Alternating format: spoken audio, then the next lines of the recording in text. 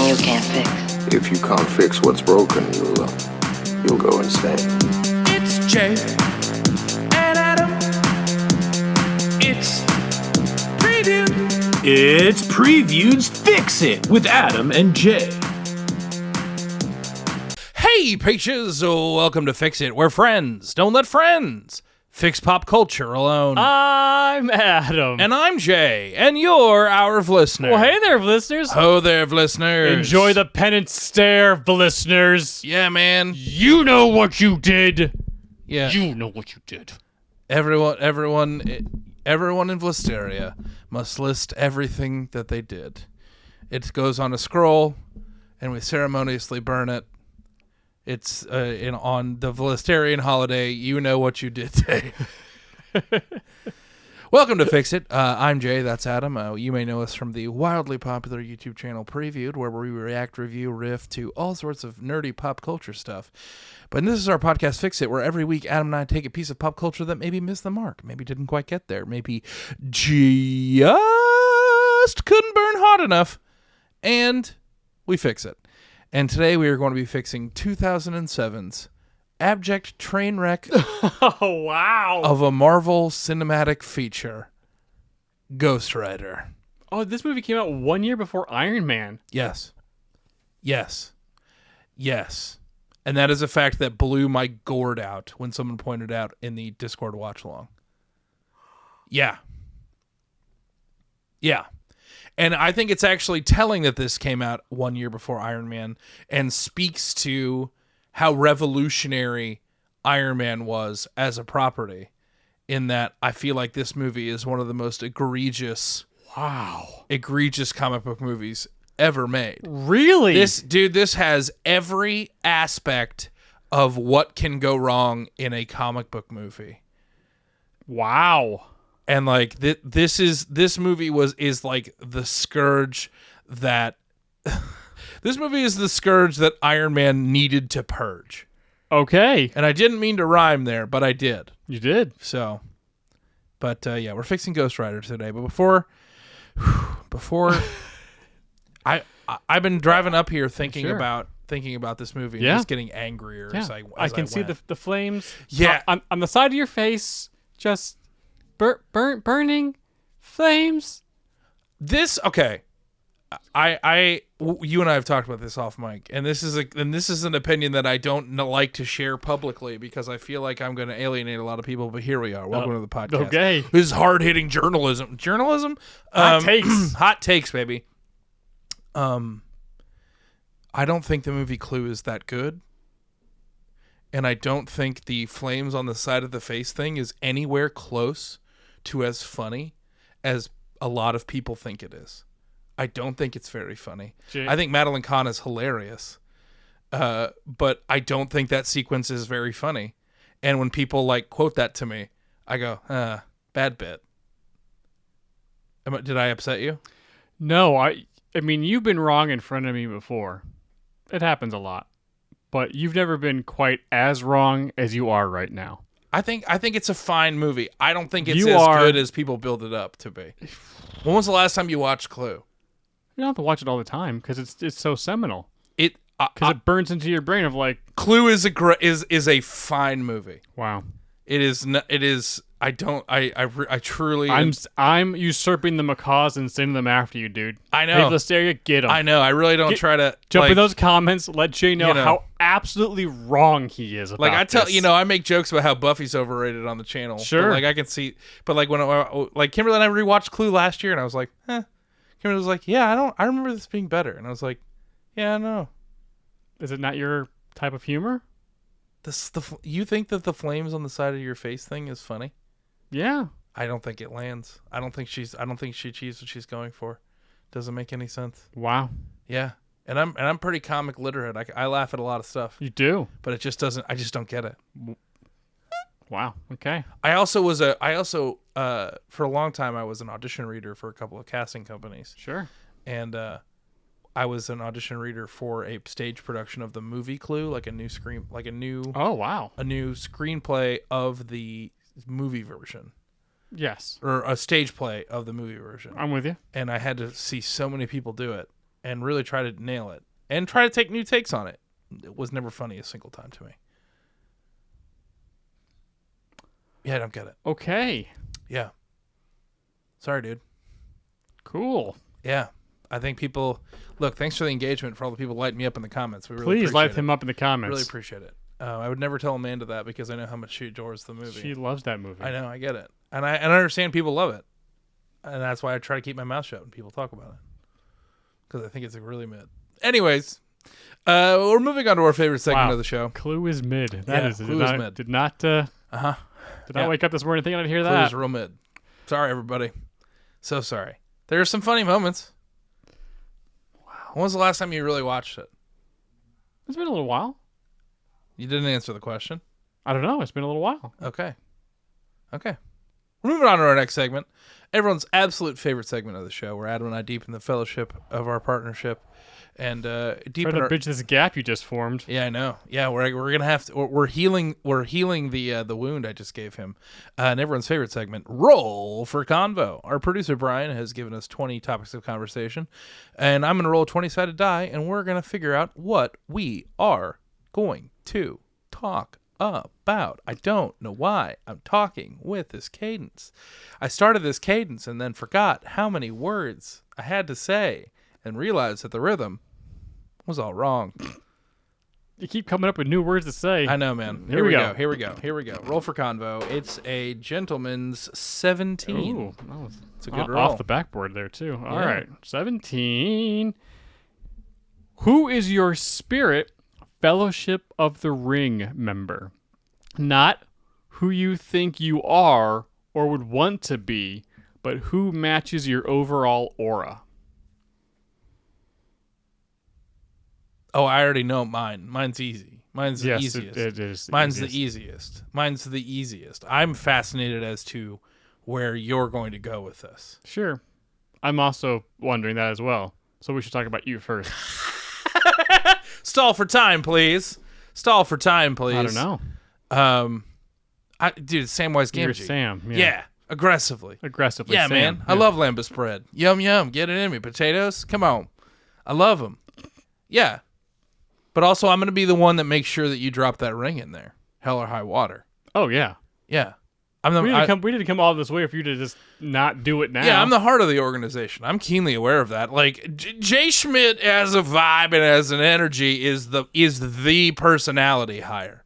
I can be competent and be a productive part of the team, sure. but I'm here to make sure that there are other people that are here to make sure the wheels don't fall off. Mm-hmm. I'm here to make sure that we don't just drive this off a cliff. Sure. You know what I'm saying? Mm-hmm.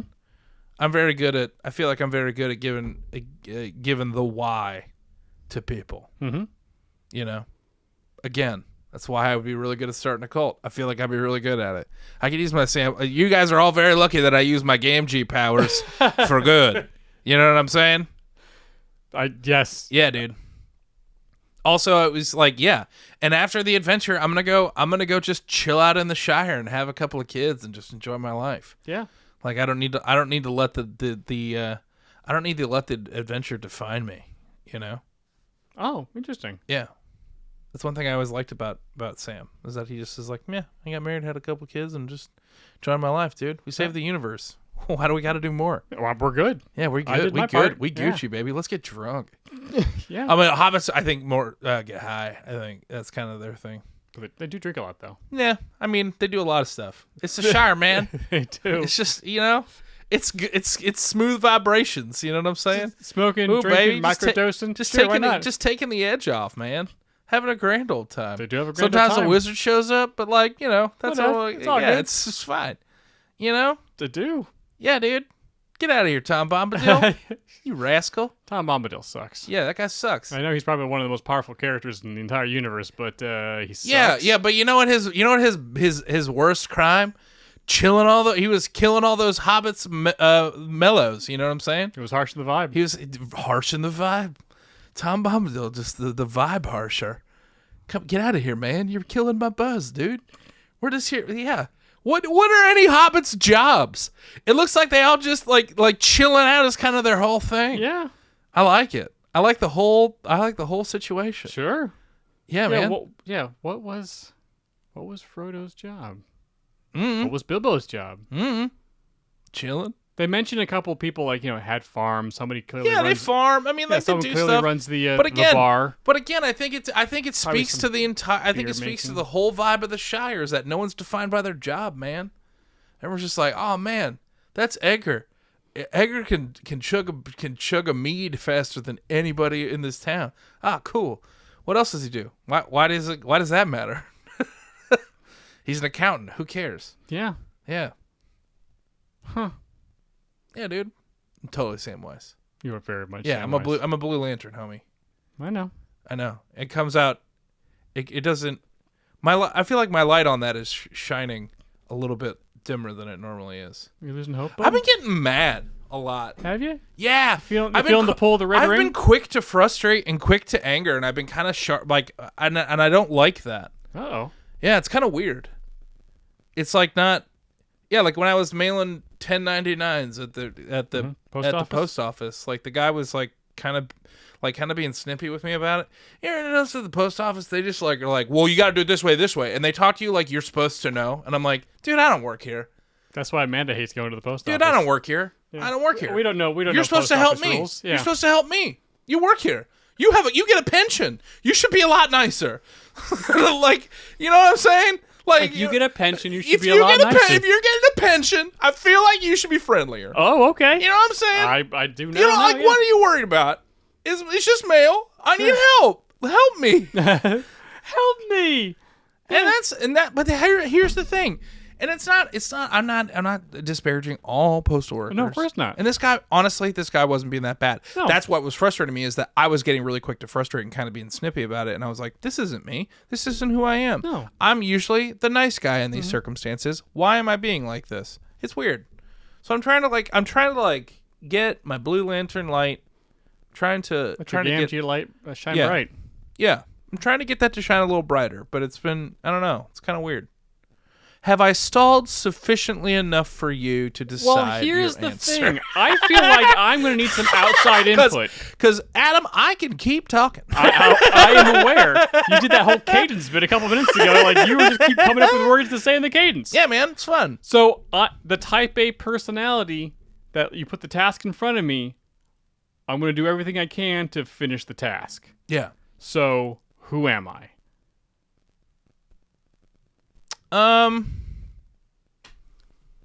Who would you like to be? I don't know. I could be multiple people. If I'm being honest, you give me, and it's like the old Ninja Turtles thing. It's Sure. like, oh, what Ninja Turtle do you think you would? You think do you're you Leo, think but you you're are? actually a But Donnie. what are you? Yeah. I think I'm a Michelangelo. I'm actually Raphael. Yeah. Like you think you're Leo, you're Donatello. Yeah. Like I think you think that you are like a why can't I think of his name right now? Aragorn? Legolas? I think you think that you're Legolas, but you're Aragorn. I'll take that every day of the week. Yeah. Yeah. Like it's yeah, I guess maybe that's a cuz you're not Gimli. No. No. If Gimli's more of a me thing. And that's just because I'm a dwarf. Yeah. But I mean, you are the Gimli to my Legolas. yeah, but I still think I suppose. But yeah, I think you're giving me Aragorn or This stage in the game? Aragorn. yeah. Yeah.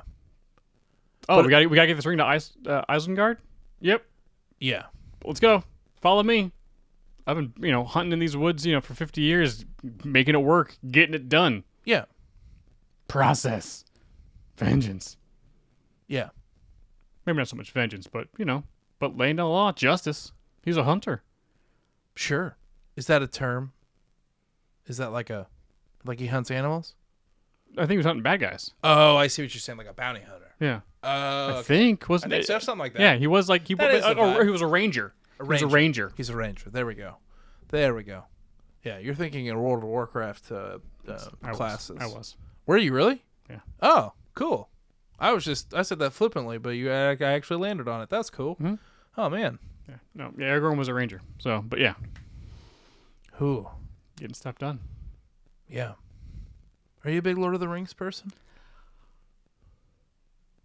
No. Not, and I don't say that because I don't like it. I'm saying no because I know what an actual big Lord of the Rings person is. Yeah. And I am not that. That's fair. I am not a Colbert. No. I would say I'm a fan and not a nerd. Yeah. Does that make any like I really enjoy the movies. Sure. And I like really liked the books to some degree. Mm-hmm. But like I can take it or leave it. That's why I don't like Tom Bombadil. His whole section was 100 pages in the book before the gang gets to Bree, and I was like, hey, Tom Bombadil, get the heck out of the story. Bye. You don't matter. Bye. You don't impact the story at all. Please leave. Yeah. Please leave the It ain't narrative. it. Away with you, sir. Away. Yeah. But like, yeah.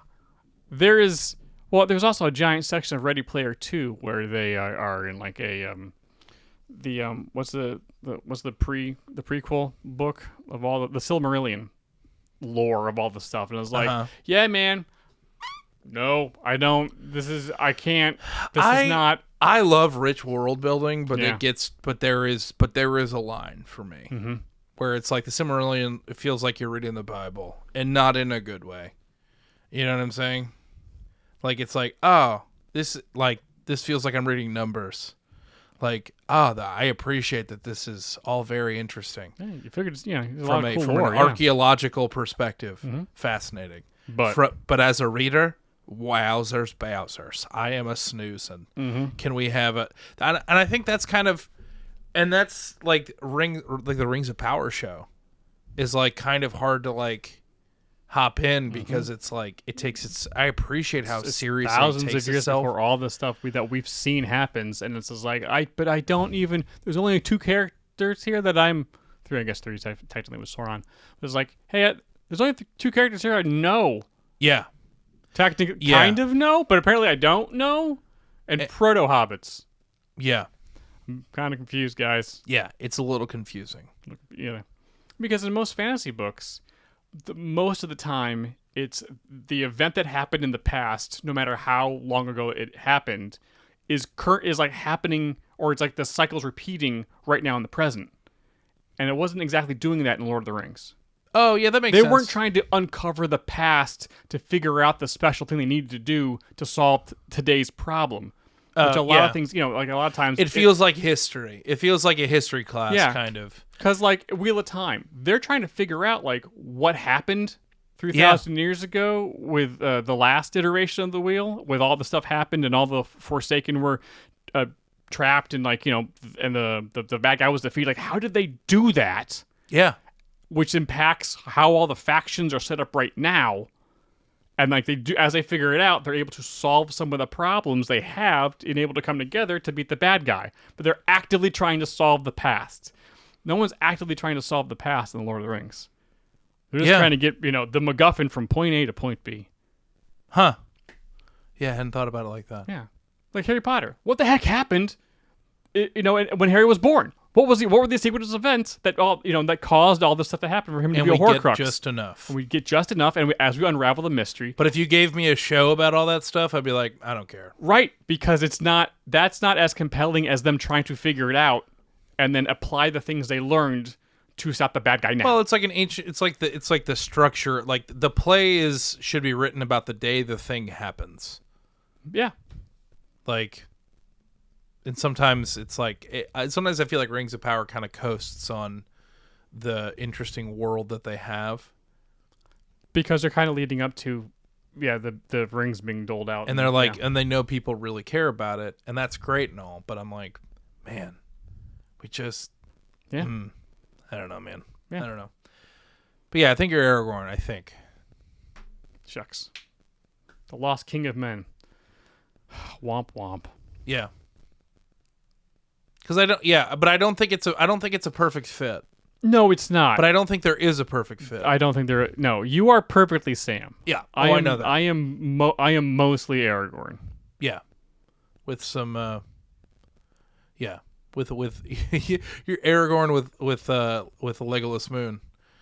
And I'm a Samwise Gamgee with a Gandalf moon. You think you're Gandalf? Sure, why I think not? you're Peregrine Took. You're Oh, full yeah. of Took.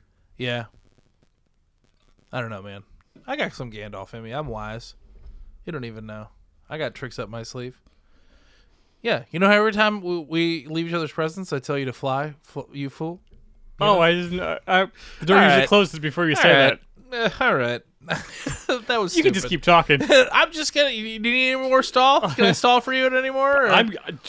I have the answer. Okay. I'm an Aragorn. We made it. We made With Ah, a great. hot ass elf wife. Great. Man, this sucks. Leader of all the Yeah, men. man. Oh man. I'm gonna be totally honest with Badass you. Sword. I'm gonna be totally honest with you, Lashy. It frustrates me that we landed on main character. It bothers me, but it is the best fit. But How are we gonna do? Except Yeah. lead Gondor to glory. yeah, the only problem with leading Gondor to glory, you have to leave the house. For a castle. Have you seen that thing, man? It's got like seven giant steps. It's really awesome. Yeah, man. Got a big old diving board outside. Yeah, man. You want to take a flying leap? Yeah, man. That's a great shot, man. Those movies are incredible. Yeah, they are. Yeah. Whew. All right. Lead a spectral army on the battlefield. Man, that's pretty awesome, right? Yeah. Come on, but man. again, you would have to leave your house. What would you eat as Aragorn? Lemon bread. Lemon bread. A little butter of the nut. Another lemon bread. All right, on that note, all right, everybody. How would they say it in Middle Earth? Butter of the nut. would They they wouldn't say- would call they it the say- butter of the nut. That's not what they would call it. No. They'd probably just call it peanut butter. Would they call it peanut butter? Are there peanuts in Lord of I the don't Rings? know. Are there? I don't know. I don't know. Butter of the nut. I don't- I hate you. I hate it so much. They would say it differently back in the day. It was olden days, man. It It was wasn't the olden. third age. It was. It's the history of Europe. It was like a fantastical history of Europe. Is that what it's supposed to be? Yes. Oh boy. Middle Earth is Europe. Oh, I suppose. I don't know. I don't like mapping. I don't like mapping like fantasy stuff onto real life because I've found that it gets like racist like really quick. Oh, sure. Yeah. Well, I mean, It's- it wasn't obviously, it clearly wasn't one for one, but it was kind of like Yeah. we don't really have like a fun, like, interesting, fantastical history of this place. Well, how about we just come up with one and we'll make Lord of the Rings? Cool. That sounds great. butter of the nut. I know what I said. I feel like that's what they would say, something like that. And Aragorn ate the lembrus bread with butter of the nut. And so it was written, and the prophecy fulfilled. Anyways, that's been Roll for Convo. This one burns, man. What? What? What? I don't know. That was a good one. So Ghost Rider, Oh, the 2007 classic Ghost Rider. again, this movie, much like Elektra, which was made in 05, 06, Yeah. feels like it should be a 90s film. This movie was a Yes. 90s film. Yes. And the fact that this was made after Elektra Yeah. is staggering to me. Because this made Elektra look like Guardians of the Galaxy. Like And this got a sequel. this got a sequel? Yeah, the 2012 sequel. It took 5 years to make a sequel to this. Ghost Rider Spirit of Vengeance. There's a second Ghost Rider movie? There is. How is that even possible? That's the power of Nick Cage, I guess. How is that even possible? I don't know, dude. Maybe Brian can tell us. Brian could tell us. And we should probably go to Brian We to probably learn should. more about. You need a second to compose yourself. I can't. They made They made a second one. Brian, why don't you tell us more about Ghost Rider when you roll that beautiful bean fun fact footage? Thank you, gentlemen. Producer Brian here, and today we're trying to fix 2007's Ghost Rider, directed by Mark Steven Johnson and starring Nicolas Cage, Eva Mendes, Sam Elliott, Wes Bentley, Donald Logue, and Peter Fonda. This Marvel movie cost around $110 million to make and made $228.7 million at the box office. Now here are some fun bean facts. Marvel had this movie in development since 1992. Eric Bana was considered for the role of Ghost Rider, but they cast him as the Hulk instead. Now, when Nicolas Cage found out about this role because Johnny Depp was interested, he contacted the first director of this movie, Stephen Norrington, and then obviously kept his job through the transition. And if you care, this movie has a 27% on Rotten Tomatoes and a 2.3 out of 5 on Letterboxd. And yes, there is a sequel from 2012 called Ghost Rider Spirit of Vengeance. It was announced right after the first movie came out. However, the sequel has a 19% on Rotten Tomatoes and a 1.8 on Letterboxd. Ghost Rider also shows up on Agents of S.H.I.E.L.D., played by Gabriel Luna, and it's awesome. Anyway, back to you, gentlemen, and please have a great time with your fixes. Thank you. Good job, Brian. Great job, Brian. Thank you for the answers on that one. They made a second. They made a second one. They made a second Ghost Rider. They did. Yeah. Because clearly this one was a success, which blows my gourd out. Well, I mean, if you really turned your brain off and just like the visuals, okay, cool. Ghost Rider. Look at that motorcycle. Ooh, boy. The character itself is It's all awesome. flaming and vroom, I'm vroom. not here to say that it's not. Wow. And there were some interspersed pretty far apart from one another, some pretty cool sequences. Mm-hmm. But that's about it. This movie from top to bottom was really insufficient. I am going to disagree with you slightly. Hit me. Everything after Act 1 is terrible. Okay. The only thing that's good about this movie is Act 1. The epilogue, the prologue, bad. Act 1, good, sufficient. Yeah, they do the origin story pretty well. Act 2 and 3, straight garbage. Okay. But Act 1, the setup, nailed it. Yes. But I would argue that from a plot perspective, the way that they set up 2 and 3 in one was not sufficient. Oh, no. 1 in isolation, fantastic. Yes. Everything past that, But making Hi, it so Garbo. that he makes a bargain and then it does not take effect till like 20 years later well, is we're going to get to that. is the stupidest thing. Yeah, I know. It's Maybe that's a good segue into yeah. you telling everybody the plot, Jay? For those of you who have not Whoa! seen Ghost Rider, Wow. I hate this movie, man. I really You gotta hated focus this on your movie. Gamgee energy. Really Focus hated it through this your movie. blue ring, bud. And I love Nick Cage. I know and what I you love do. Nick Cage. But he was miscast But this in is this movie. But he was so incredibly miscast, and he really does, in my opinion, does not give a good performance. And his wig is bad. It's a bad wig. It's a bad wig. And I know last year you're about to say he was wearing a wig. You're wig blind. You're wig blind. I'm wig blind. You have not yet. I'm dance blind and I'm wig blind. Everyone is always more often than not wearing a wig in movies. Huh. People are wearing wigs in show business. The next thing you're gonna tell me is that was not lot. Orlando Bloom's hair in Lord of the Rings. Well, that was his actual hair. Yeah, that was his Yeah, actual he got hair. cursed wasn't by a mummy and grew out his Platinum blonde, It was a long reverse locks. Samson situation. Oh. Yeah. it? So the plot drop of Ghost Rider 1. Now I have to watch the second one. We Just have to. we have to watch the second one because maybe we'll put it on Patreon or something because Did that's I hate watch it? it's just a hate watch because okay. Ghost Rider. Johnny Blaze and his dad work at a circus, and they have a motorcycle act where they do death-defying tricks on motorcycles. Kind of. And yeah. Johnny is in love with a young girl in town named Roxanne. Roxanne. I don't know why. Every time he said it, it's all I could think of. Because he always said it so dramatically.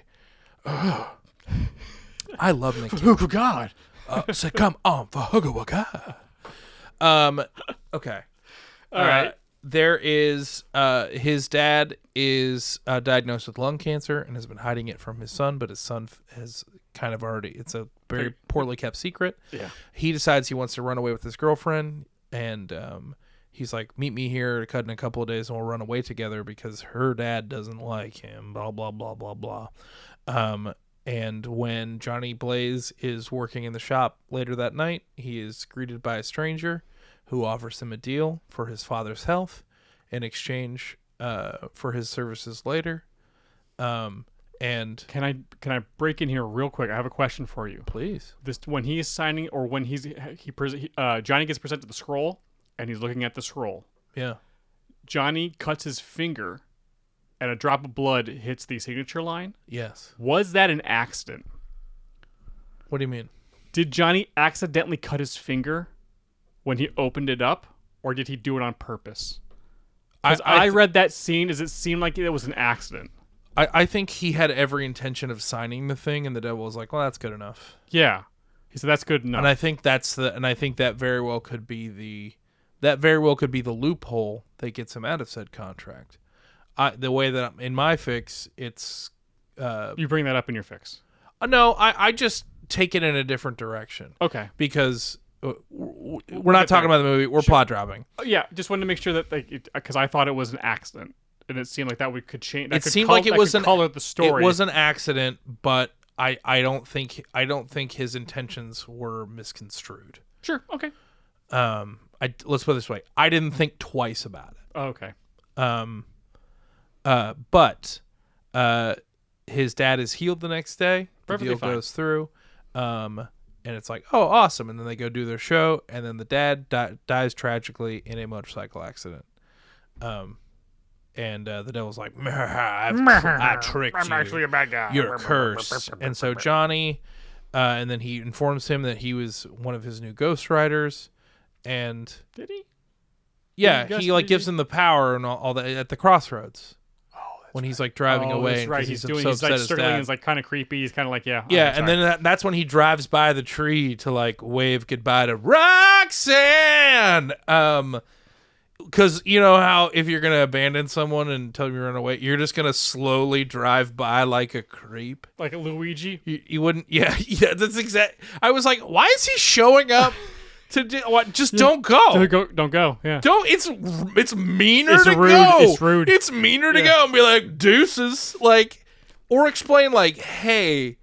I just feel like they could have had a conversation that would have been sufficient. I'm like, hey, my dad died. I don't think I'm in the good enough headspace to run away with you. And she'd be like, oh, that's reasonable. Also, this creepy old man put some power in me at a crossroads, and I don't feel too good. Regardless of powers, I think he could be like, hey, I just went through a staggering amount of trauma. Yeah. I don't think I'm well enough to do this. And she'd be like, well, okay. Maybe we'll meet later in life, and this can work out. Thank you for being honest and upfront with me. Also, I have devil powers. Thank you for not telling me about the devil powers. Like, there's a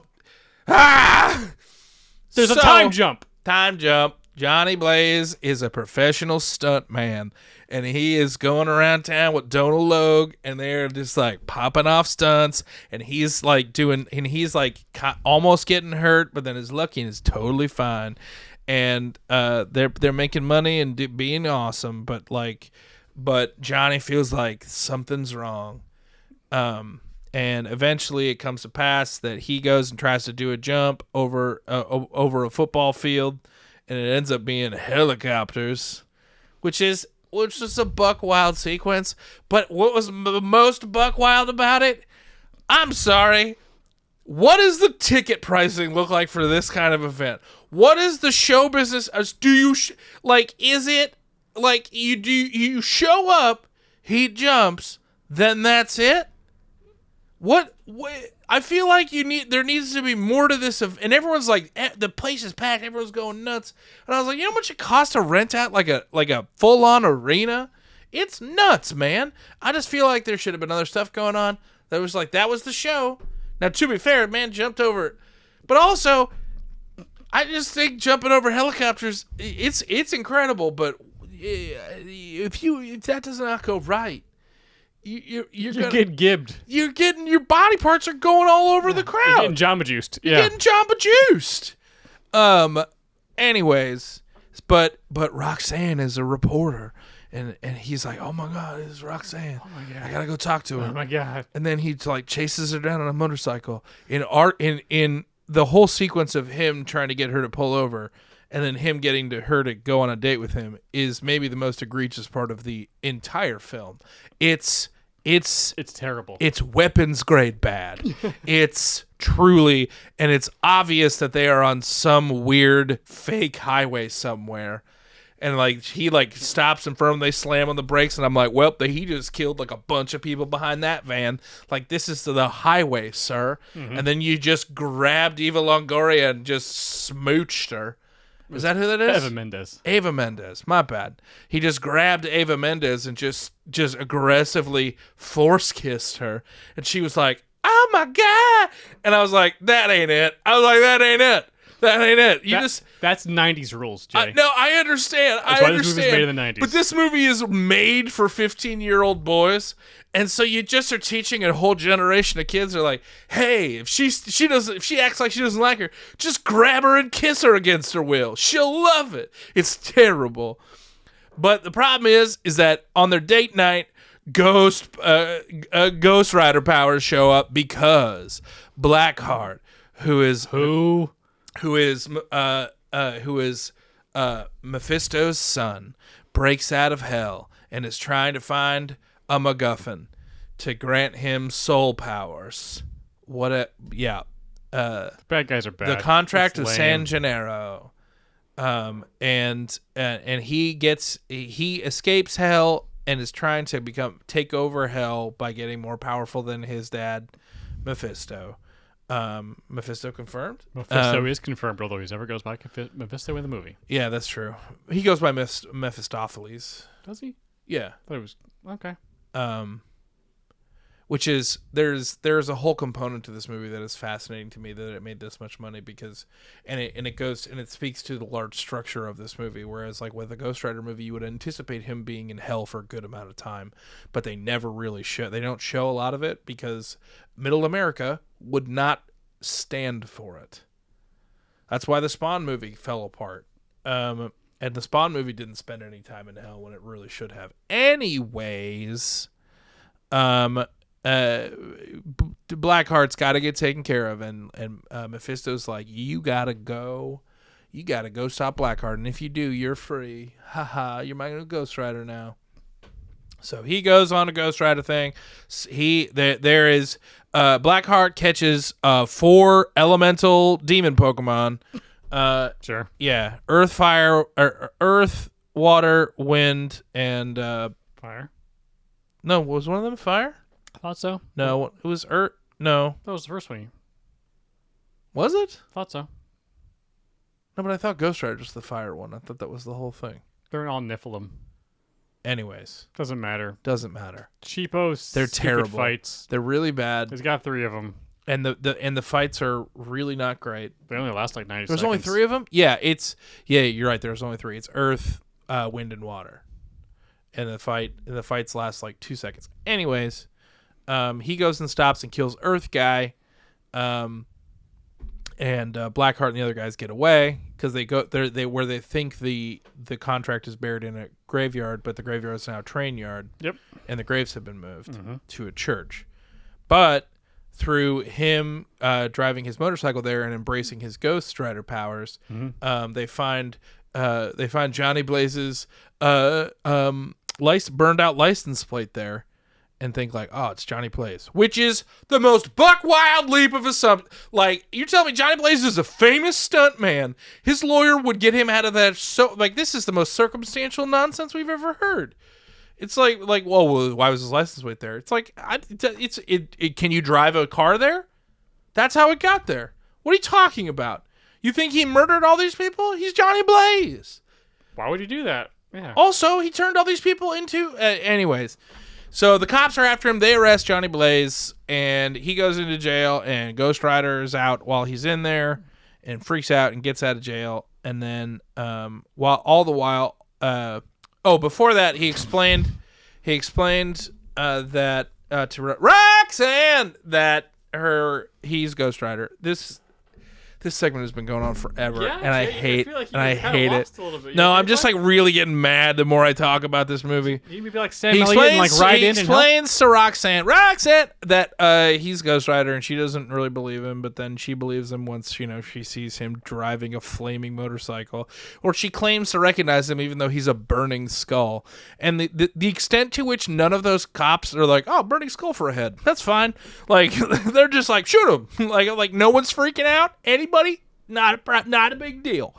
And then he goes after that, finds himself in a church and meets up with Sam Elliott, and Sam Elliott tells him about being a Ghost Rider and yada yada yada. And we get like a millisecond of Johnny Blaze trying to control what's the name of the spirit of Ghost Rider? They don't mention it in the movie. What is it actually though? It's Zarathos. Zarathos. I learned that today. Tries to control Zarathos. I did too, but then immediately forgot it. Tries to control Zarathos, and then he goes and defeats Blackheart, who eventually gets the contract. We find out that Sam Elliott was the old Ghost Rider from the prologue.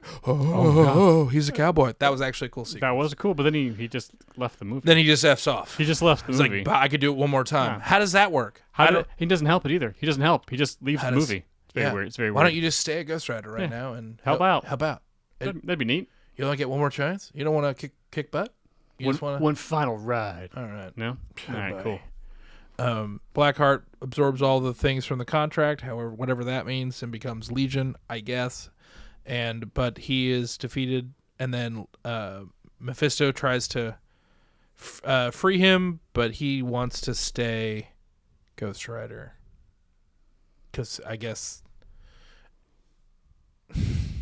that's the end of the movie. You're really, really frustrated.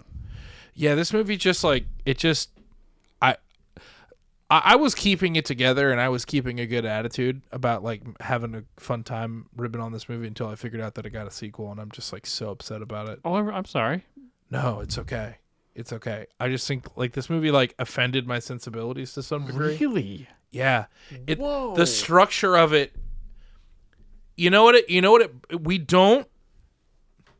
This movie feels to me more so than a lot of other comic book movies I've ever seen.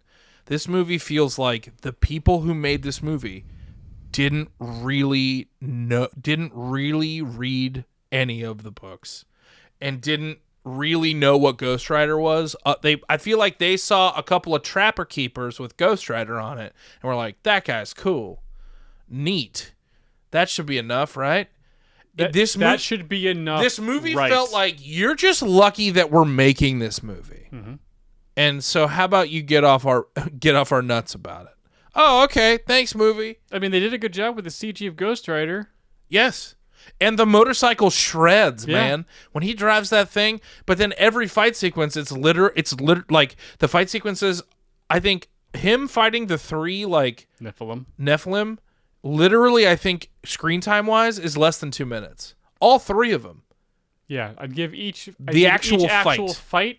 Yeah, somewhere about just shy of 60 seconds. He hits the Earth guy once. Yeah. And he's like, gets him mercy. with chain, and I'm like, are you kidding me? This isn't it. Nope. This isn't it. But he boils the water guy in water. Which could have been a lot more interesting if they did it. If all the water was boiled, but all the water wasn't boiled.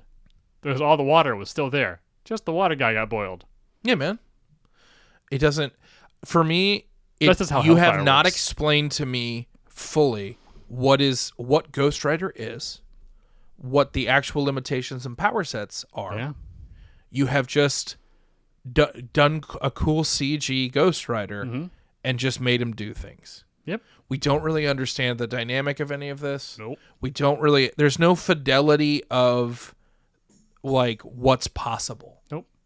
And there's no... It just jumps from the one thing to the next. Yep. And is like... And it gives us a cool thing in most things, but it feels so disjointed that you can't really relish in the cool moments because you know it's just going to be like, well, they're just going to, like, snap to the next thing. Yep. The story is bad. It's a terrible story. I like the setup because I thought the young actors did a good job with it. I do also too. think that they did a good job with setting up Mephisto. There was one shot in particular when his Shadow's the goat. The Shadow's the goat. It's really good. It's very good. That And was cool. that was the one. It's like, oh, you guys are, that's smart. That was forethought. That was like you took care and like that's really, really you're showing, not telling. It's a very, very good, small little detail in the background. But if you're paying attention, it's like, nicely done. But that's it. And it's what I kept telling the Discord when I was watching. I was like, I was not expecting this to be this corny. It's a corny movie. Well, it's Nicolas Cage overacting. And I have to be honest with you. I think the both of them are wildly miscast. Oh yeah. Like, Nick Cage is not. They're not the right age. Nope. There's nothing young or hip or. This feels like my parents, like doing a superhero movie, in a way that I just like don't. I don't. Nope. It just. It's the time jump. The thing here's the problem with the movie. I'll take the ring for a while. Let me take the burden. I'll take the burden for a while. The prologue of like, hey, here's the MacGuffin that the bad guys are going to ultimately be after. What is it? There's no. What does that even mean? The prologue does a terrible job of explaining what this thing is. Yeah, it's terrible. Then the whole Act 1, I really liked setting everything up as fine, but then after Johnny gets the powers, his dad dies, he leaves Roxanne. There's a 15-year-ish, maybe, we don't know. There's just years later. But like he was like maybe somewhere in and around his early 20s-ish, younger kids. They're running away, so probably probably about 18-ish, 17, 18. Uh-huh. And then now he's Nick Cage age, and clearly over a decade, if not more, has passed. Yeah. And then now you're my Ghost Rider, instead of immediately. Yeah. It separates everything because it should have been, normally it's here's the, Spider-Man, Iron Man, all the MCU movies. Something happens, I get powers, and I'm immediately thrust into the story. Yes. Because somehow whatever happened beforehand. There's a lag. Yeah, the bad guy did something. Meanwhile, I'm over here, and all of a sudden our paths cross. In that first couple of days, I'm like trying out my powers.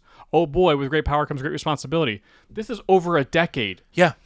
And it's not tied to each other at all. I will say the one thing that's interesting about it is that like he's like crazy lucky, and that's like his whole thing. But it's because the devil's keeping him alive. Yes, he's trying to kill himself. That's interesting. Yes. It's not explained really fully. No, it's not at all. But it's also not cool enough to warrant us not getting Ghost Rider until literally the second act of this movie. Yeah.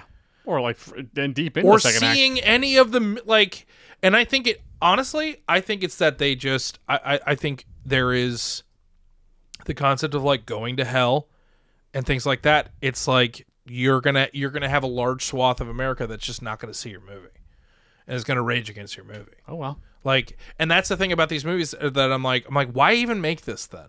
Mm-hmm. Like, why did they even want to make this? Because it's like if you're having to like cut all the edges off, like this just isn't the right way to do it. Yeah. Like honestly, the whole time I was like, man, we really should have Netflix should have done a Ghost Rider show. I mean, they did. Ghost Rider was like in the style of Punisher. Oh yeah. Like I mean, they should do a spotlight show now of Ghost Rider. Yes. Because if they're doing Midnight Suns or have that like kind of possibly, he's a big deal in that. He's a huge and also I don't think personally. Reading his Wikipedia the past couple of days of trying to figure out stuff. It's not the most well-written character of all time. No, there's not a lot going on. He's good in a team matchup or in someone else's book. Yes.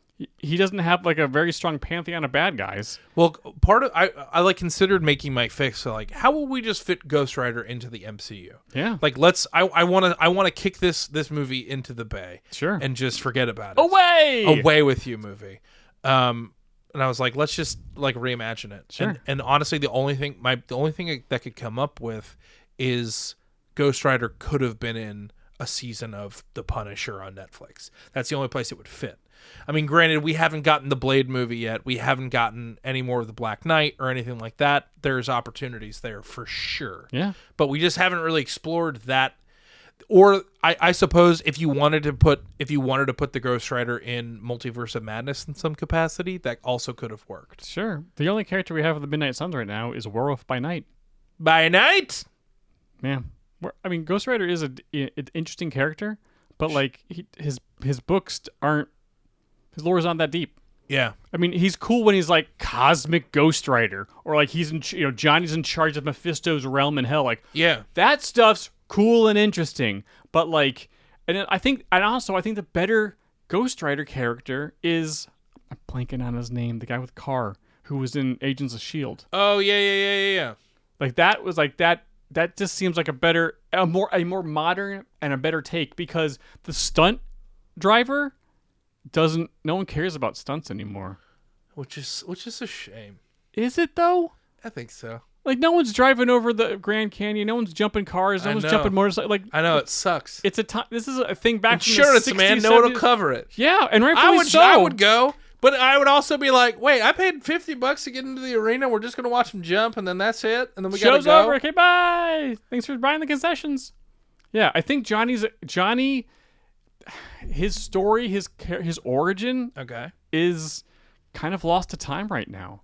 It's not like as a modern audience, like, stunt rider. It's a little too What?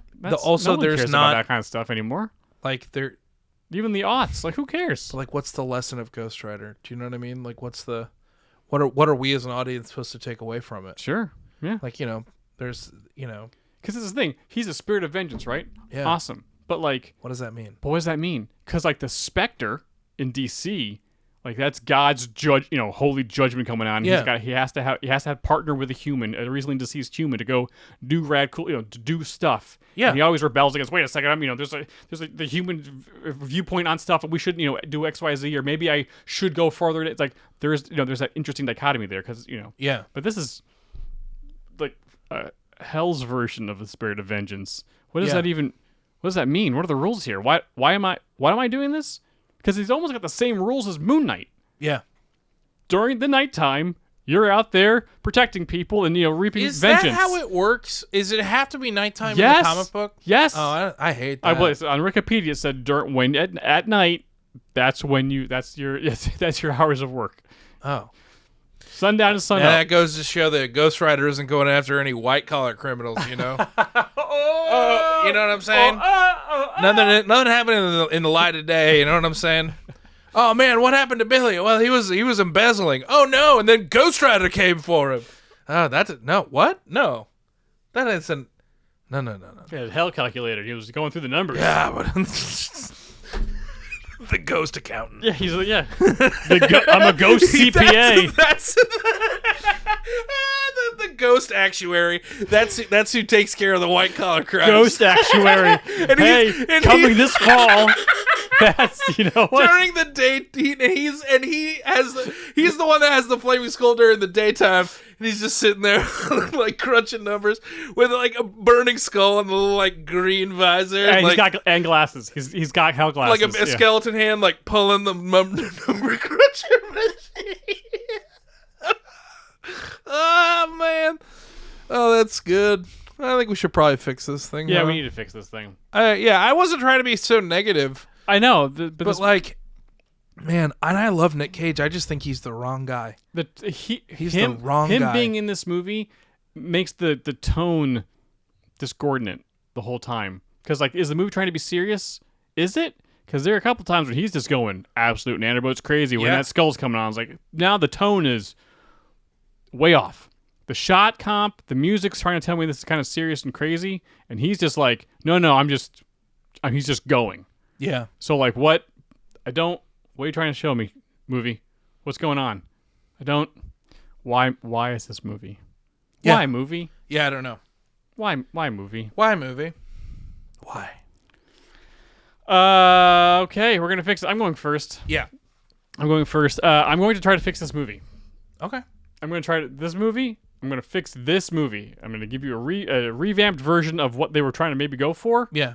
I can't, you know what? I didn't even realize it was a year before Iron Man. Good Lord. Yeah, dude. Yeah. Oh my God. Yeah. That is insane. Yeah. Before, everyone's like, well, before Iron Man, like it wasn't that bad. I was like, no, it was terrible. There's a reason. It's like the Bob Newhart effect. Everyone thinks that like people doing what Bob Newhart was doing is hack, and it's like, no. When he came on the scene, it changed everything. Mm-hmm. Everything. People forget that. Okay. Okay. So here is Act 1. two archaeologists are about to open a very old tomb. Ooh. Spooky tomb. And then all of a sudden a well-dressed man walks in and suggests that maybe they don't open it. And says, like, if you don't open it, I'll give you anything you want.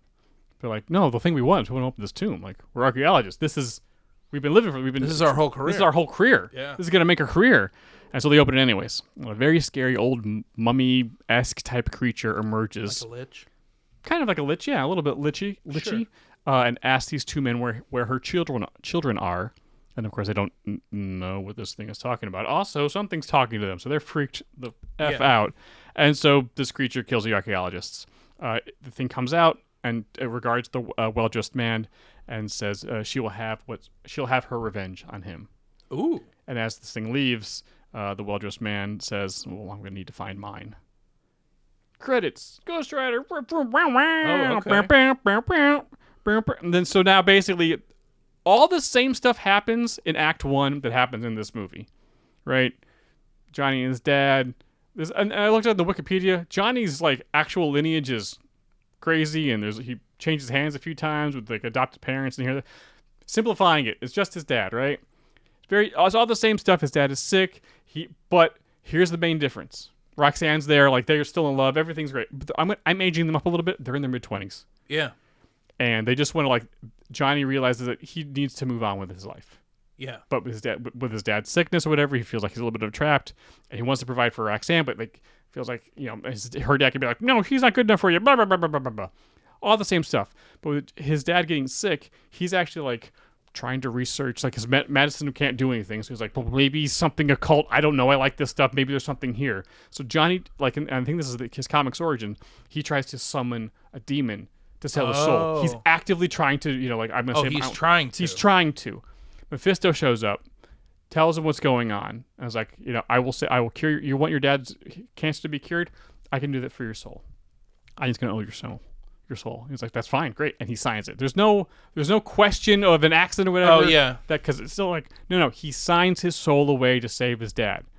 The next day, same thing happens. His dad dies in a tragic accident. And unlike in the movie, where Mephisto shows up and is like, I don't want you to have any family or friends. You're mine. Super creepy and a little stalkery, and I didn't really like it because, like, Mephisto, you don't need to be acting like that. There's no reason for you to be acting like that. Sure. He's going to act like you, pitch in the dark side. It's like, Johnny, I'm sorry. Your wish was, the contract said that you just wanted your dad's cancer to be cured, and I did that. Your dad was going to die anyways. There's nothing I could do to change that. And you didn't ask for that. Yeah. So I'm sorry you're feeling like you got cheated, but you're not. But here's the thing. I didn't do that. I didn't do that. That is beyond me. Yeah. Could I have changed it? Yes, but you didn't ask for that. Yeah. That was the big guy upstairs. Yeah. So that's not my fault. And I know I'm sorry and you're going through a lot right now. But you need to know that I actually need you because I see greatness in you. Oh, cool. Okay. There is a reason. Yes. Why I'm here. That's the thing. I would have like the Mephisto we were given was just like, I'm evil. And I was like, nah, this guy's got to be charming, man. Yes. That's the whole point. So there's 9 seasons on Netflix of him being dashing. Yeah. You know what I'm saying? Yeah. He's very dashing. Yeah. So, he actually is charismatic. And like, I have need of you. Well, actually, the whole world needs you. Let me tell you about I'd like to introduce you to the Ghost Rider program. Smash cut! Yeah. So, Johnny, of course, hurt and broken and grieving his father, like, realized, okay, this is what's going on. I truly don't have a choice. I did sign my soul away, but I also felt like I wanted to do something more with my life. And so in this lower moment, it's like, okay, fine. Oh, fine, sure. And so Mephisto bonds Zarathos to Johnny. Like, not just ooh, I'm creepy and touching you and, like, that cool, like, light effect. It was a cool light effect, but, like, no, like, actual, like, Venom symbiote bonding. Yes. And now Zarathos is going to be a character in this movie. Yes, I have that too. Because it's good. And that's my biggest frustration with the movie is that he just is Ghost Rider and then suddenly knows how to kick butt and they don't explain it. Nope. They don't explain it. Sam Elliott doesn't explain it. Is it a spirit? Is it him? What? what's the relationship to these powers? How do these powers work? We don't know how these powers work.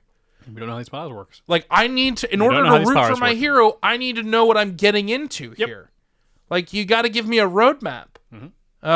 Thank God for that. I do the exact same thing.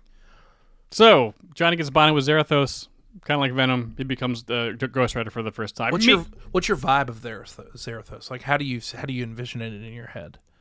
You mean like the character? Yeah. We'll get there. Oh, okay, cool. Yay. Meanwhile, Sorry, I just think it's fun. it is fun. Yeah. It's also like it's a good trope. Might as well use it. Yes. Meanwhile, the spooky, lich-esque creature from earlier is killing people and absorbing their life essence or whatever to regain hers. And kind of like the mummy, it's like who's a lich, meets a dude and introduces herself as Lilith.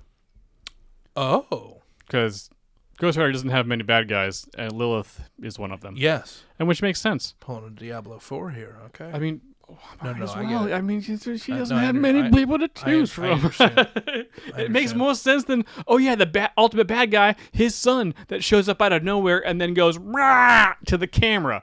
That is like that. No, stop that. That we left that a decade ago. We don't break the fourth wall and have the bad guy be like, I'm evil. We don't do that anymore. Yeah. No. We're better than that. Stop it, movie. Yeah. Stop it. Okay, so Act 2 starts, and Johnny has a training montage, but through it all, Zarathos is trying to kind of take control, and Johnny is keeping him at bay. Because Johnny's got, a good, strong sense of will, and he's a powerful character in his own right. But like, we're gonna have that tug of war of like, kind of like Naruto, which I know you didn't watch, but like the fox spirit inside Naruto is trying to take over, but he was like sealed inside. Like, no. I just need your power. I need your help. There's spirits in Naruto? Mm-hmm. Okay. Yeah. I'll wait for the live action one. Okay. It worked with One Piece. It did work with One Piece. It worked with One It did Piece. work with One I Piece. still can't.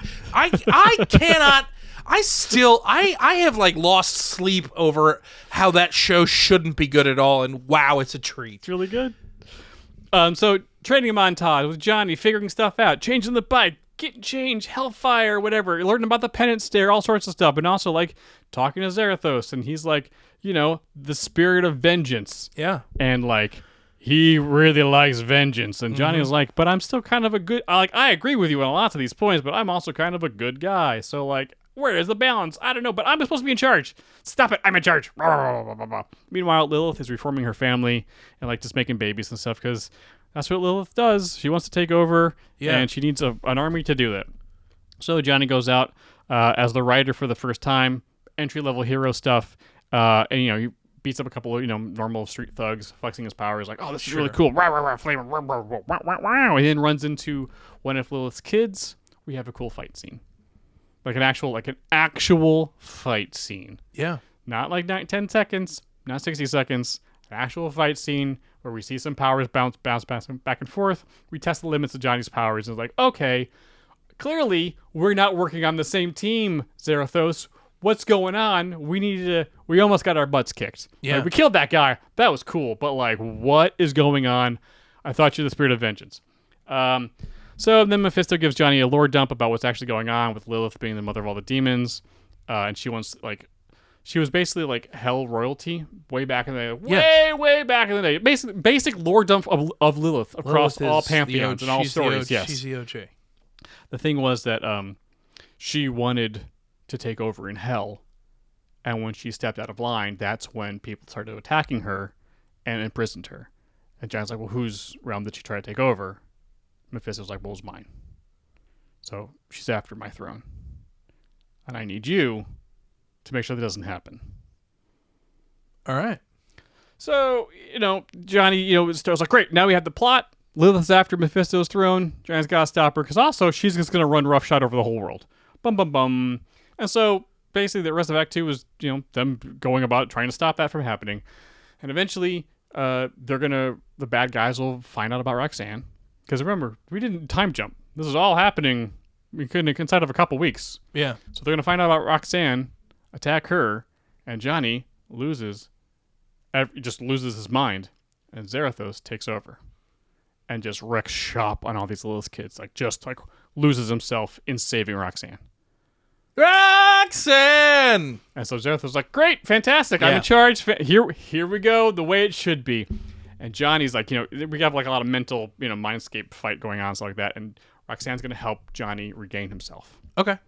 And because this is apparently what happens in the comics as well. Sure. So Johnny kind of is able, with Roxanne being able, loving him and like wanting to be with him, and like we're trying to remind him that she's okay, and like what, hey, you are a human. You wanted to be here. You wanted to be greater than this. You're not just this burning skull. There's more to you. You got to remember that. Yeah. He regains himself, and as Lilith's plan, because that was a distraction, 'cause now she's over somewhere else, about to jump into hell to take over Mephisto's throne. Zarathos and Johnny finally have a kind of come to Jesus moment, like, hey, we need to be on the same team. Yeah. We can do a lot. Clearly, we want kind of different things, but at the same time, we do mostly want to do the same thing. Yeah. So we need to stop this lady. Let's work together. And so they go fight they basically, I kind of envision the beginning of Act 3 kind of like a Mad Max sequence Oh, okay. Yeah. of Lilith, because she's like just popping out demons all left and right, because that's what Lilith does. And so knowing the writers out there, she's like, well, let's just have an army of other vehicular demons or whatever, so we can have like a cool badass Mad Max montage scene with Johnny and the motorcycle doing rad cool stuff. Yes. Trying to get to Lilith. Because that's one thing that this movie did well. The motorcycle looks awesome. Yeah, and it went up a... Oh, yeah, It dude. was pretty cool. That kicked ass. Yeah. And then he just swings a chain around and kills the wind demon. That was bad. Stupid. But So they do a really cool Mad Max sequence of vehicular fights. Johnny gets the Lilith. They fight a little bit. They crash into the portal into hell.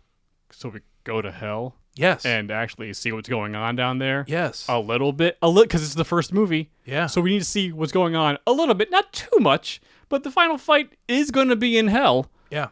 And so, with help, Johnny sees like what he's actually fighting for, and is like, oh boy, I don't like any of this. Not a fan of this.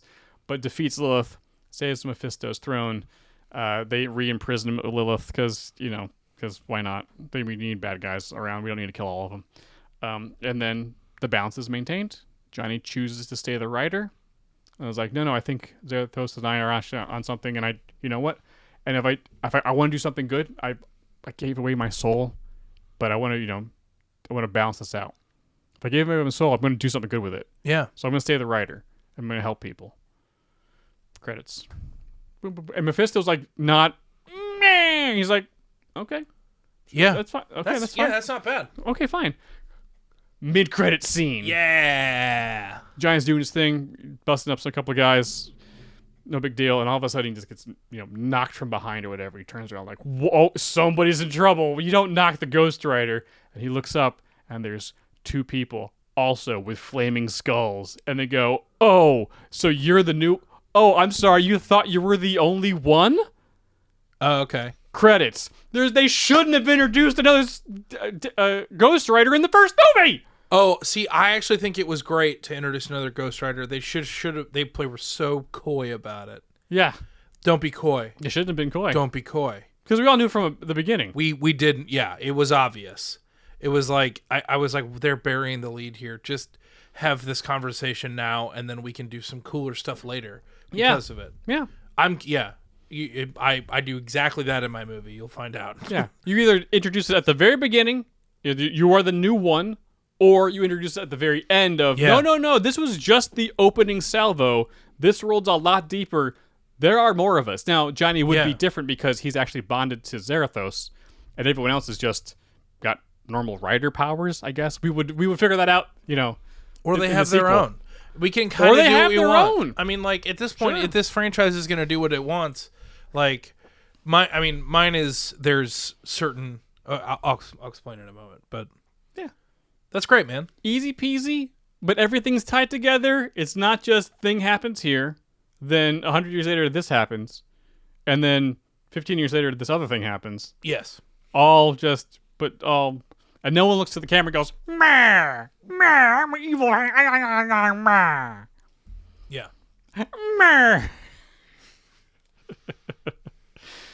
I will say, while you're cleaning glasses, the only cool thing that I thought about the first movie was that having the bad guy Blackheart actually get all the souls so that Johnny could do the penance stare on him. Yeah. Clever. I'll give you It worked. that was clever. It worked. But that was, other than that, the fight scene was terrible. Yeah. Okay. Okay, Jay. My movie is starting with a very similar prologue.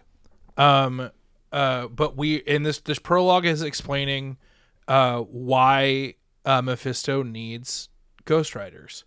Is that he, for the longest time, the person who would take care of all of his bidding was his son Blackheart. Okay. And Blackheart decided that he wanted to go his own way and thought he was the one that should be making the decisions. And so he has left. He's still in hell, but he is trying to. He's hanging his own shingle out there. He's trying to set up indeed. business. And yes. so Mephisto has had to created the Ghostwriter program. Mm-hmm. I mean, that's I just what imagine it as like an acronym, like RIDER, like Ghost Rider, like you know what I'm saying? Like it seems like a government agency. It does it's now. Like, it's like so many of them. It's like you hell go into bureaucracy. space. Yes. Yeah. Yes. So the Ghostwriter program, he created Ghostwriters to do his like kind of earthly dirty work because Blackheart wasn't interested in going to Earth anymore. Sure. He wants to rule hell. And so we set up that there's like, and Blackheart has always kind of resented the Ghostwriters because of it. Yeah. And then, and so we set up that there are more of them. And, we set up that Blackheart is like, doesn't like the Ghostwriter program. After that prologue, I am recasting Johnny Blaze. Absolutely. I did a little bit of a deep dive into like what was going on in movies in 2005. This one came out in 2007. But we all know how production schedules work and planning and such. Takes a while. So I wanted to pick someone that was in a good spot in 2005 because that's probably when this movie started moving. So this is a buck wild recast, but I think it works. Okay. Hear me out. I don't have a choice. I think Johnny Blaze should be younger. Yes. Should be funnier. Yeah. Okay. Like a little bit more likable quippy. to some degree. Sure. Handsome, Yeah. but fun. Good bone structure, you would say. Sure. But I also think he needs to have. Oh, sorry. I'm just that was very funny. Sorry. I'm just like. Sorry, you're I'm gearing up to something here. Yeah, so I'm sorry. I'm just trying to get the wheel spinning, and you're just like the spokes. I'm like, no, the wheel. No, it's. I apologize. No, the chef's kiss of a joke, truly. But someone funny, handsome, of the time, but also has a little bit of an edge to him that the casting people and the industry people would know about and know that would translate into film. And in around 2005, I feel like they would be making their way, moving into major motion pictures like this, and this would be their big turn. I am casting Johnny Blaze with Shia LaBeouf. It works. Think about it. It bounces off at first, but the more you think about it... Wait, is this before or after Transformers? This is before Transformers. After Holes? This is after Holes, after he did that golf movie. This is when he's like... There was a golf movie? Yeah. He's coming into his own as an actor. Okay. And he's probably at this time in talks for some bigger movies. I don't think this is totally off Reservoir. Okay. Like, I think this could work. Okay. So that is who I'm casting as my Johnny Blaze. Yudge? I mean, because Nicolas Obviously, Cage he's gonna have to was cut. Yeah, but in he this has. movie. But he has dad. Like, he walks like a dad. He does. Like, he puts on the leather coat, and I'm like, you look like you bought that at a Pier 1 Imports. Yeah. That they don't sell clothes, but an Ethan Allen. He looks like he looks like he got his biker jacket at Ethan Allen. Okay. Or Talbot's if they sold men's clothing. Anyways, So you're thinking like young, hot, sexy Johnny Blaze, because all of these. Like, I was gonna say cooler mutt. Yeah, like a well-directed mutt. kind of. Yeah. a character with a little bit more to him than just Yes. man, Pops, get out of here. Yeah, we're greasers now. Yeah. Yes. Okay, I can see. Yeah. I think it's in him. I think he could nail it. And I think, but also he's funny. He's charming. Like that's the kind of thing where it's like, I think Ben Affleck, when he got cast as Daredevil, was like, he's too old. Really? He's too old. Okay. It's just like, Charlie Cox, like he may be the same age as Ben Affleck was when he did it, but he just seems younger. There's a youthful energy to it. There is. And I just feel like that's like, coming off of, that's how Spider-Man succeeded, was that Tobey Maguire was this kind of young, kind of nobody. Mm-hmm. You know what I'm saying? Yeah.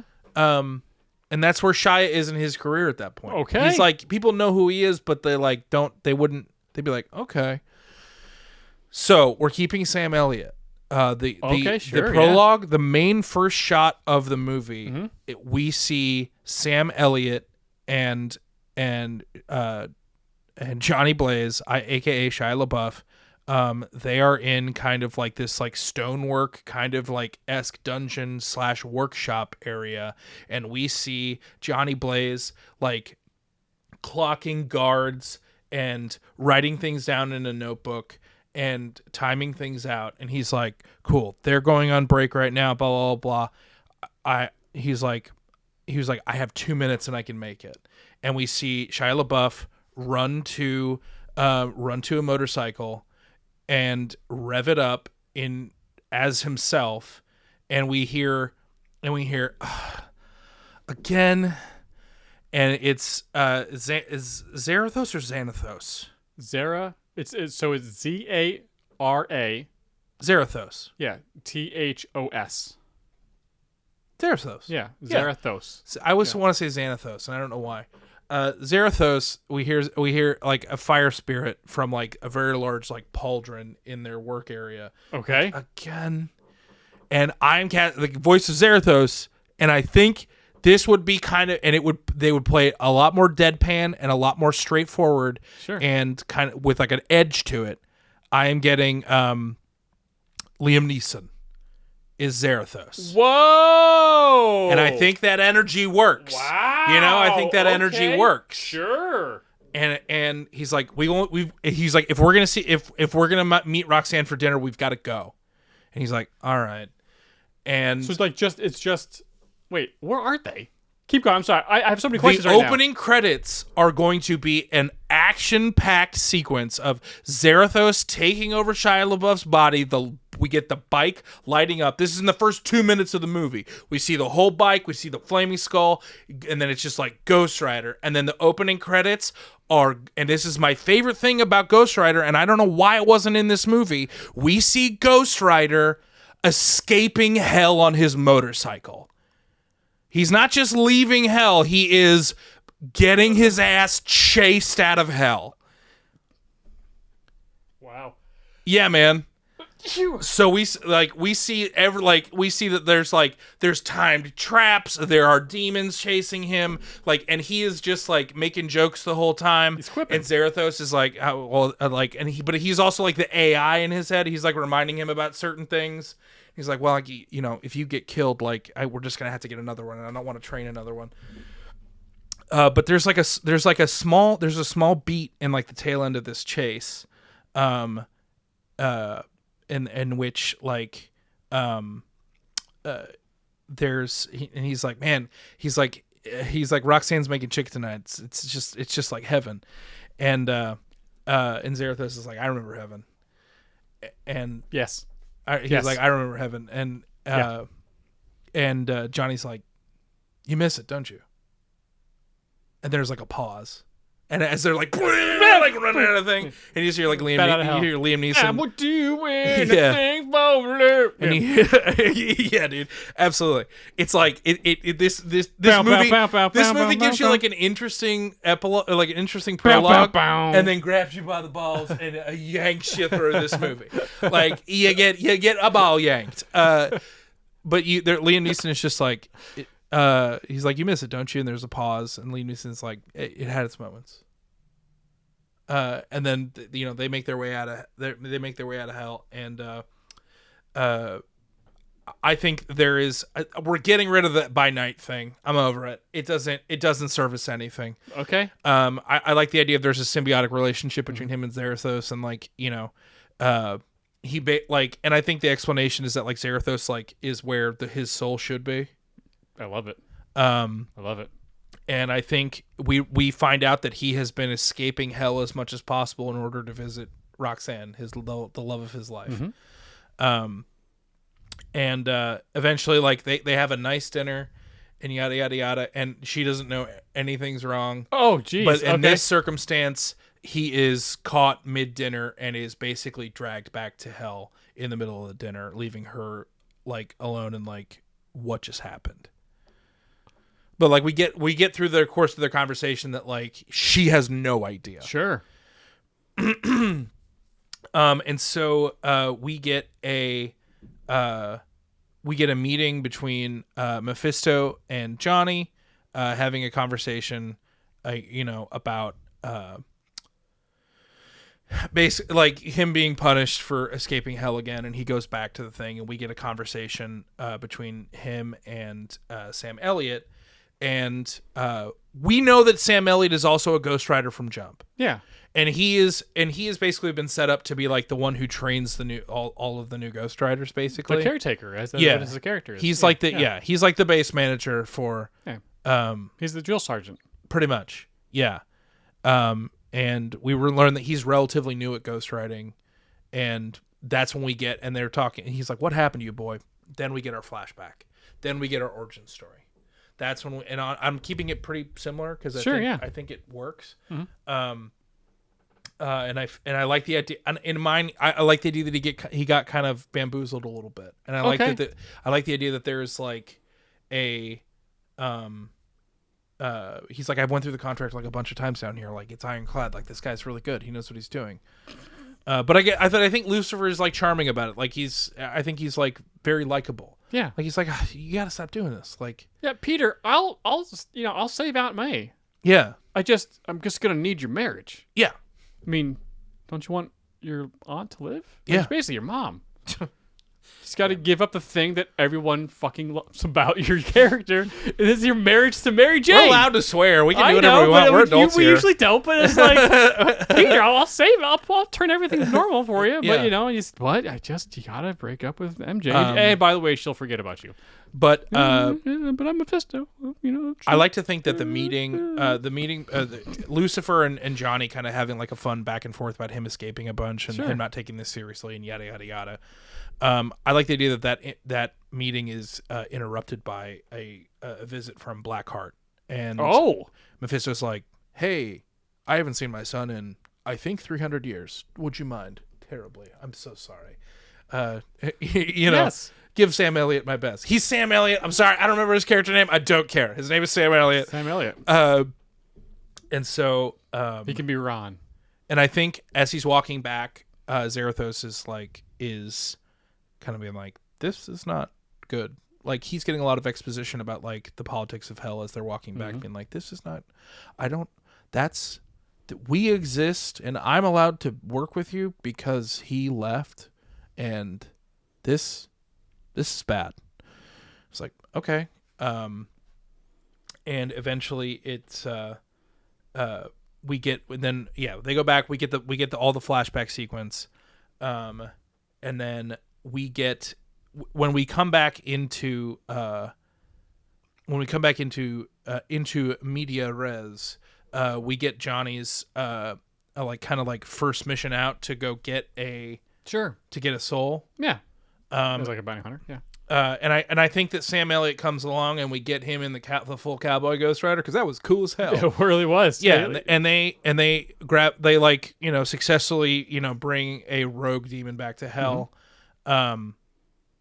But they when they try to come back, they can't, like, there's something wrong with like the portal to hell. And so they can't get back in. Johnny's like, we can just take the entrance that I, like, my little secret entrance I found. Like, I know all the back ways. I know all the ways in and out of hell. Like, we can get back in. He's like, I never thought I'd want to go back in, but yeah, I guess we can go back in. They get back in, and like hell is like a wreck. It's like a mess. And like there's clearly something wrong. They get back, they give the demon to the hell police. To lock up, yeah. Yeah. Book him, Johnny. Yeah, man, just burning thumbprints. I don't know how it works. Yeah. And Johnny has a meeting with Lucifer, and they find out that they're like, hey, I know it's been cute and fun that you've been escaping hell and all, but we haven't really been knowing how you're doing it. But apparently you caught the attention of Blackheart, and he found out one of your secret exits, and he bailed. And he's locked the door to hell. So no one can get in here or out. And Johnny's like, well, that's, we can take one of my others. He's like, those are used, like, that's kind of part of the deal of being a Ghost Rider, is that like you're allowed to do that, but like other people aren't. There's a lot of rules here. I don't know if you figured that out or not. But Blackheart figured out a way out and has locked hell. And this has been a large amount of our meeting yesterday. He made it very clear that if he couldn't rule hell, he was going to build hell somewhere else.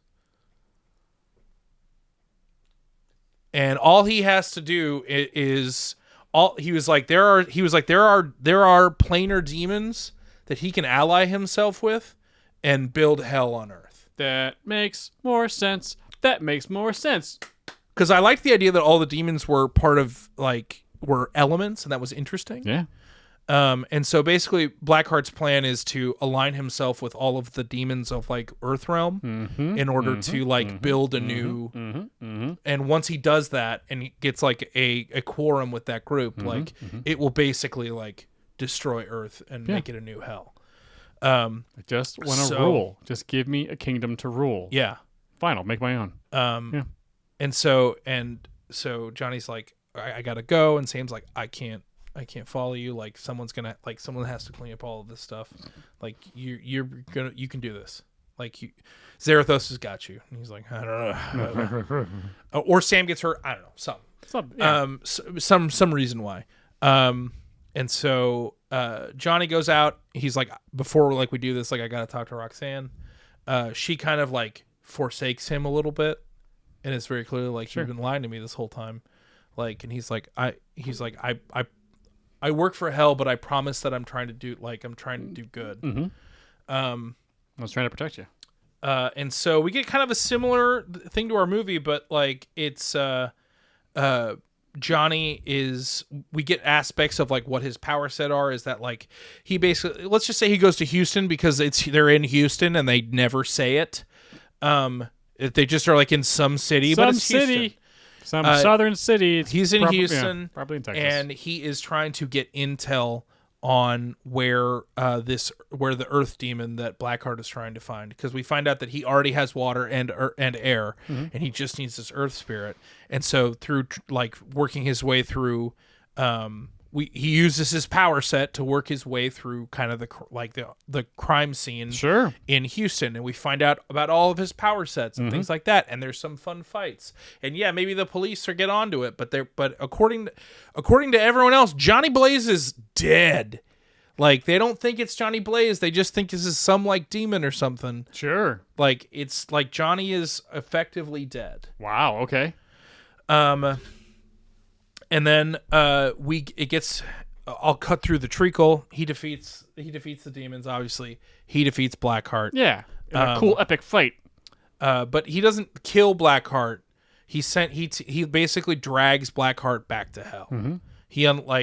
And we get the sequence we get at the beginning of him driving the secret way back into hell, but it's just he's also got Blackheart by a chain in the back, just getting banged around a bunch. And then he pulls up, and but I think throughout the process of the movie, we see him trying to like. He realizes that like Zarathos is like, yes, he's a demon, but like the spirit, he's a spirit of justice and a spirit of like of vengeance, in that like he rights wrongs. And so I think that they, throughout the course of the movie, with what we set up with like the whole like there's a good aspect to him, like he's like, no, like I have a very specific set of rules, and like I punish the wicked, and Johnny's like, I can get behind that. Yeah. Like if we're in this situation, like we might as well make the best of it. And so we see the two of them kind of come together and kind of become a superhero, a hell-based superhero, but a hero nonetheless. And we get back. Oh, and I forgot to the part that I forgot earlier was that Lucifer was like, or Mephisto was like, hey, if you if you get Blackheart, like I'll grant you your freedom. Yeah. And it's all him doing this stuff is all over the news, and we see Roxanne singing and all, and so it's like she's like, oh my god, look at what he's doing, he's helping people even though he's a hell monster and have been lying to me. Oh my god, suddenly that's fine. He didn't aggressively kiss me on a highway, so I guess he's a righteous dude. Yeah. We get to the end, Blackheart's defeated, and Mephisto's like, fantastic, you reopened hell, we're open for business, like, can you save the world, like I've granted you your freedom. And there's like a beat, and Johnny's just like, okay, why am I still on fire? And Mephisto's like, oh, you're free to go wherever you want. You're still Ghost Rider. And he's like, and Johnny's just like, man, like it's just like one of the beans. Odd, like, okay, and Zarathos is like kind of like, dang it, I also wanted it. Okay, let's make the most of it. And then we see in like the post, like at the end of the movie is basically him showing up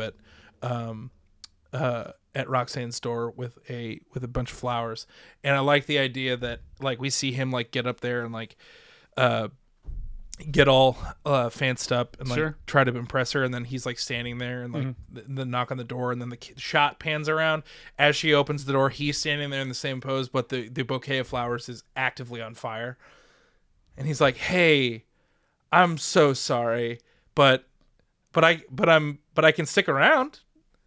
And she's like, all right. And so and then we can set up for a sequel that's actually warranted and I didn't know existed. But that's my Ghost Rider. Shia LaBeouf. Shia LaBeouf. Actual Ghost Rider. So Shia it kind of goes for it kind of takes what we had and just like makes it. Actual Ghost Rider Shia LaBeouf. Brandishing some chains, Shia LaBeouf. Yeah. Revving motorcycle, Shia LaBeouf. There are people out there who like have no idea what we're talking about. Wait, we have internet savvy fans. People. Yeah, I would hope so. Yeah. I don't think you can be a preview fan without being internet literate to some degree. To some degree. Yeah. Actual Ghost Rider, Shia LaBeouf. Yeah, so that's my Ghost Rider. Wild swing with Shia LaBeouf. I think it might work though. I think it's Nick Cage gives a performance that like was embarrassing in my truth. Wow. And I love Nick Cage, and I really stand behind him as an actor. But this movie, I appreciate that he committed to it. Sure. I think it's more a casting problem. Oh, sure. It's a casting problem. Yeah. It's not Nick Cage just did what Nick Cage does. Yes. Which is, in most things, great. Mm-hmm. It had no business being in this movie. Nope. No business. Nope. Ugh. Nope. Like Ghost Rider's got to be young. He's got to be punk rock. Mm-hmm. Like it's Spawn without the guns. Yes. It's like Spawn, but a little more fun, honestly. Yeah. It's not as tortured. Yeah. Yeah. Good job, dude. Yeah, you too. Thanks. These are movies I would see. Yeah. We're nailing it. Yeah, because you gotta have if a good amount of your movie is gonna take place in hell, you gotta have a likable leading man. Yeah. You have to have someone to navigate all that hell. Yeah. Mm-hmm. Okay. Well, this week was a little hard though, bud. Yeah. This was a hard one to this fix. was a really tough one. You and I, to the extent to which you and I are texting, we're like, yeesh. I don't know what I'm doing. Yeah. What do I do with my hands? They're on fire. And they're skeletons. What are we doing next week, pal? We're gonna wish we were doing Ghost Rider 2. We're doing Secret Invasion because the Marvels. So here's the plan, guys. The Marvels comes out on Disney Plus next week. Okay. So we were waiting to do Secret Invasion / the Marvels until we watched the Marvels. We haven't seen the Marvels We yet. haven't, because when it came out, the fire hose was just about to start or just started, and everything was crazy. It came out. Yeah, I think we had just gotten off strike, right? Or just before it came out at the very beginning. Right at the very beginning of November. Yeah, I think the strike was ended. The strike ended the next week. The strike ended the 9th. Yeah, the week after the Marvels came out. Yes. Yeah, and because it was like, and everyone's like, "You doing the Marvels?" It's like we've got no, we've got too much to do. Yeah. There's too much to do. Like we're about to throw 4 months of content your way. Like there's absolutely no way. But so we missed the Marvels, so we're gonna watch it next week. Yeah. The plan is, and we're calling our shot right now. Our hope is that we're going to do a reaction for it and have it on the main channel. yeah, I think that It seems everyone else seems to be able to do this stuff now, so we're going to try that too. we're calling our shot now. We're calling our shot. It may fail. It may fail. It may not pass copyright for whatever reason. We hope that it does. So the plan is that we're going to watch the Marvels next week when it comes out. Because specifically producer Brian said that movie would seriously impact our fixes for Secret Invasion. Yes. So that we're going to watch the movie, tape a reaction to it, have that on the main channel. Yes. We're going to record the next episode to fix it with the Marvels in mind and fix Secret Invasion to tie into the Marvels. Yes. Have the Marvels reaction come out on the main channel before our next week. In 2 weeks, our episode to fix it is going to be the Marvels. Great. So the next couple weeks is going to be all Marvel. Oh, well. I'm not mad about it. No, neither am I. I didn't realize. Oh, I'm going to say Marvel again. Yeah. Wee! Yeah, wee! So lots of Marvel stuff coming up for the next couple weeks, guys. Yeah. Yeah. That'll be fun. And then that new sequel, Doom 2, is coming out. So we're gonna fix the first Doom. Yeah. Yeah. I'm excited about Doom 2. I mean, it should be fun. It was a fun game. To be clear, we're fixing the movie Doom. Doom. Yeah, Doom. I'm saying Doom. Yeah. Doom. Doom. Yeah. Because Doom 2 is coming. Yeah. So we're gonna fix Doom. The reason that you're laughing so much is because that is your joke. I know. I know. And your idea. I know. Hey, thanks for watching Crowdwork, everybody. Which I'm pretty sure that joke was said multiple times during Yeah, Crowdwork. man. Yeah. Guys, this movie really left a stain on my heart. But I will say, I actually found trying to fix it cathartic because I was like, no, this could have been cool. Yes. This could have been cool and sexy instead of like, Okay. Yeah, dude, Ghost Rider's got to have nards, man. This movie's got to have nards. Okay. Yeah, it's got to have it's got to just like be a bat out of hell. Sure, you got to know when to hit that Hellfire Nas. You got to know when to hit the Nas. All right. Well, we fixed it. We did fix it. This has been our podcast, Fix It. We love that you listen to this. If you're watching this on YouTube, you know what to do. Like, subscribe, hit that bell, do that YouTube that you do so well. And if you're catching this wherever you catch your podcast, take a second, maybe leave us 5 stars. Maybe leave us a fun little review. It definitely helps us in the algorithm, even though, man, the algorithm in the audio podcast space is a nightmare. So I guess just shout into the void, everyone, and leave us 5 stars.